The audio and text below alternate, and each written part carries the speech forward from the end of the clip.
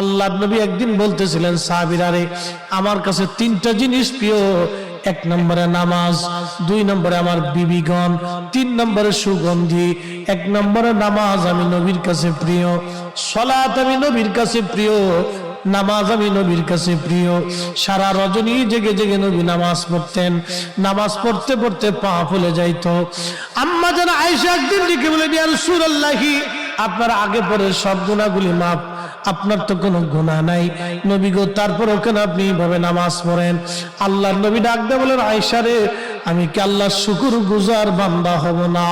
আমি কি আল্লাহর কৃতজ্ঞ বান্দা হব না? আমি কি রব্বে কারীমের দরবারে কৃতজ্ঞতা প্রকাশ করব না রে আয়েশা? আল্লাহর হাবিবের কাছে প্রিয় ইবাদতের নাম হলো সালাত, নামাজ।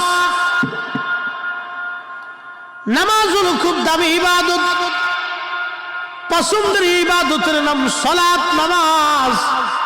কঠিন মেহশরের মাঠে আল্লাহর আরশে মুআল্লা ছাড়া কোনো ছায়া থাকবে না, ওই ব্যক্তিকে আল্লাহ ছায়া দিয়ে দিবে যে ব্যক্তি নামাজ পড়ে মসজিদ থেকে বের হয়ে আসার পরে তার হৃদয়টা মসজিদের মধ্যে ঝুলিয়ে রেখে আসে।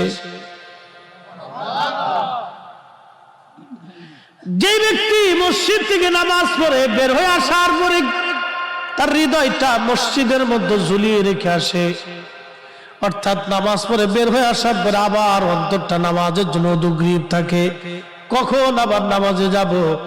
এই লোকটা আরশে মুআল্লার নিচে আমার আল্লাহ তার জন্য জায়গা বরাদ্দ করে দিবে। একবার জোরে বলা যাবে কি সুবহানাল্লাহ? আল্লাহর নবী বলেন, উম্মত কিয়ামতের আলামত ৭২টা।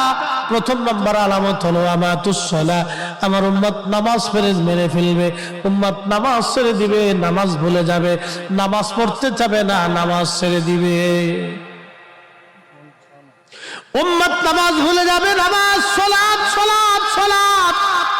বুনিয়াল ইসলাম আলা খামসি শাহাদাতি আল্লা ইলাহা ইল্লাল্লাহু ওয়াহদাহু লা শারীকা লা ওয়া আশহাদু আন্না মুহাম্মাদান আবদুহু ওয়া রাসূলুহু ওয়া ইকামিস সালাহ ওয়া ইতাইজ যাকাত ওয়াল হজ্জি ওয়াস সাওমি রমাদান।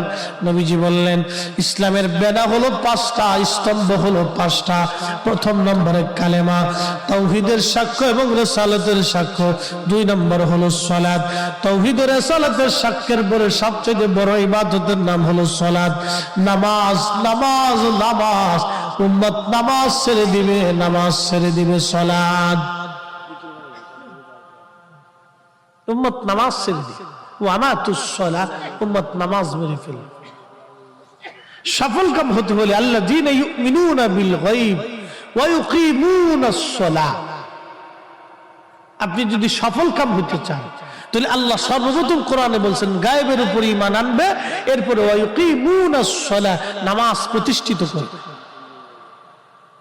নামাজ, সালাত, সালাত, নামাজ প্রতিষ্ঠিত করবে উম্মত, সালাত, নামাজ।